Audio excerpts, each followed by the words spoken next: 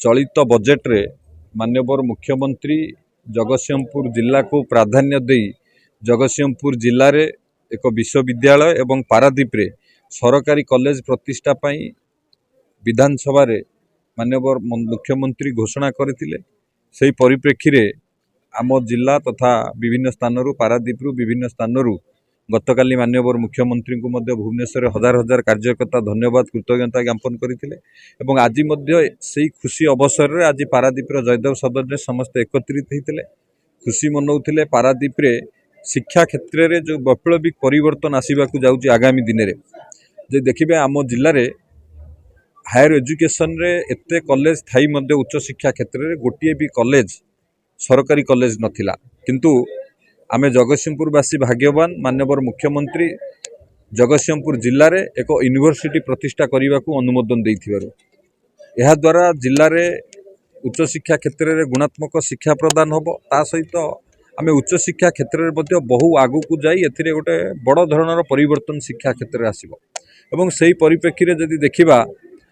पारादीप रे एक वैषयिक शिक्षा क्षेत्र में सरकारी इंजीनियरिंग कॉलेज प्रतिष्ठा होबो जहा द्वारा आम अंचल टेक्नोलोजी क्षेत्र में आम युवक माने सुदृढ़ हेबे एवं विशेषकर पारादीप तथा पारादीप भली आम राज्य रे थिबा प्रमुख सहर आवश्यक करुथिबा दक्ष मानव संबल को पूरा करिबारे ये सहायक हबो। वैषयिक शिक्षा क्षेत्र में एक इकोसिस्टम सुदृढ़ हम स्किल क्षेत्र में मध्य गुरुत्व दि जाए पारादीप रे मध्य स्किल सेंटर प्रतिष्ठा हम यदि ये सब को देखिए माननीय मुख्यमंत्री जगतसिंहपुर जिला को जो प्राधान्य दौरान तांकर जो अत्कुंठ समर्थन अच्छी ये तार निदर्शन। पूर्वर मेडिकल कॉलेज मध्य प्रतिष्ठा पाई अनुमोदन देइथिले आपातत एप्रिल मासरे तार शुभ दियाजिबो कार्यक्रम आरंभ होबार मध्य कार्यक्रम स्थिर करा जाउची। जदि देखिबे दीर्घ दिन व्यवधान रे आम जगतसिंहपुर जिला को बहुत गुड़िए अनुदान आम सरकार जगतसिंहपुर जिला को दौची। एबे भुवनेश्वर कटक पारादीप पुरी ये जो रिजियन अच्छी एथिरे मध्य आपण माने समझ देखिथिबे पारादीप की प्राधान्य दिया जाइछि। राज्य अर्थनीति के सुदृढ़ करा जिबा पई जो केतटी अंचल को से रिजन भाव में निया जाइछि सेथिरे पारादीप स्थान पाइछि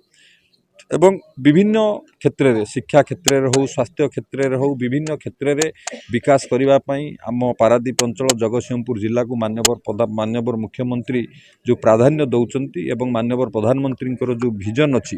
पूर्व भारतर विकास पथ बा पूर्व भारतर विकास द्वारा पारादीप हम बा ओडिशा हम से माननीय मुख्यमंत्री पूर्वोदय मिशन को जो सफल करने जो उद्यम करुँच से पारादीप को प्राधान्य दौरान एवं आमे माननीय मुख्यमंत्री को धन्यवाद देइथिलु। आज पारादीपवासी एठी समस्त एकत्रित होइकी जो उत्सव मुखर होइचंती पारादीप रे विश्वविद्यालय एवं आमर सरकारी इंजीनियरिंग कॉलेज प्रतिष्ठा पाई मु भी मध्य माननीय मुख्यमंत्री को धन्यवाद एवं कृतज्ञता ज्ञापन करुच्ची। आहुरी मध्य विकास क्षेत्र में पारादीप आगामी दिन में सामिल हो विभिन्न कार्यक्रम हाथ को निया जाइछि। आपण देखंतु इंफ्रास्ट्रक्चर क्षेत्र में से रोड इंफ्रास्ट्रक्चर हो एयर इंफ्रास्ट्रक्चर हो पोर्ट इंफ्रास्ट्रक्चर हो आकु गुरुत्व दिया जाउछि किभଳି भाबरे पारादीप रे ताकु समृद्ध करा जिवो सुदृढ़ करा जिवो एवं ता सहित इन्वेस्टमेंट ऊपर गुरुत्व दिया जाउछि एजुकेशन ऊपर गुरुत्व दिया गला हेल्थ सेक्टर ऊपर गुरुत्व दिया गला। सेतिपई पारादीप को ही प्रमुख स्थान बा पारादीप प्रमुख अंचल हब अर्थनैतिक योगदान रे ओडिशार ताकू लक्ष्य रखी काम करा जाउछि। सेतिपई मु आज एठी उपस्थित थिबा आम दलर समस्त कार्यकर्ता एवं उपस्थित थिबा विभिन्न छात्र छात्री माने समाज विभिन्न सोशल संगठन समस्त सदस्य माने एवं विभिन्न सांबादिक बंधु माने समस्त को मु आज एठी एकत्रित होइकी